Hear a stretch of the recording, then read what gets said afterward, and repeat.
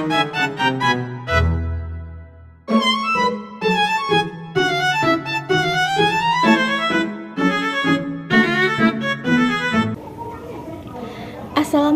warahmatullahi wabarakatuh. Halo teman-teman, pernah nggak sih kalian merasa ada bagian dari diri kita yang nggak bisa dijelaskan cuman memakai teori psikologi biasa? Atau apa yang sebenarnya hilang saat kita bicara soal kesehatan mental, tapi lupa melibatkan sisi spiritual?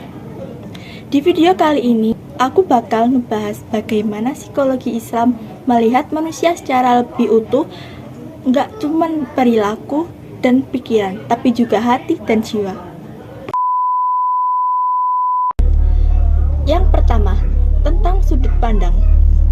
Pertanyaannya adalah, apa bedanya cara kita melihat manusia sebagai makhluk biologis di psikologi umum dengan melihat manusia sebagai makhluk berjiwa di psikologi Islam?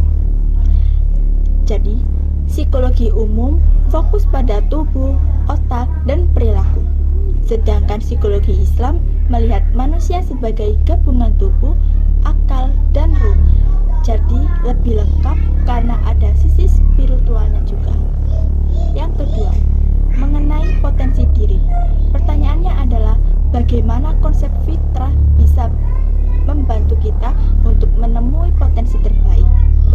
Jadi, fitrah adalah potensi baik yang sudah ada sejak lahir. Dengan memahami fitrah, kita bisa lebih mengenal diri sendiri secara alami, bukan cuma dari hasil tes, tapi dari nilai dan tujuan hidup kita. Yang ketiga, kesehatan mental yang utuh. Pertanyaannya adalah, kenapa kesehatan mental nggak cukup cuma soal pola pikiran dan perilaku? Jadi, jawabannya adalah karena manusia juga punya hati. Kalau hati nggak tenang, pikiran sehat saja belum cukup. Dan kesehatan mental yang utuh juga harus sampai ketenangan batin. Yang keempat, sisi spiritual. Seberapa penting ibadah untuk kesehatan mental? Jadi, kalau menurut saya, ibadah bisa jadi sumber ketenangan. Saat kita dekat dengan Allah atau Tuhan, kita bisa merasa lebih tenang, punya harapan, dan gak merasa sendirian menghadapi masalah. Yang kelima, warisan masa lalu. Apa jadinya kalau kita gabungkan antara ilmu modern dengan pemikiran ilmuwan muslim? Jadi hasilnya bisa lebih seimbang. Tokoh seperti Al-Ghazali dan Abu Zaid Al-Balkhi sudah membahas kesehatan jiwa sejak dahulu, bahkan sebelum psikologi modern berkembang. Yang keenam, arti bahagia.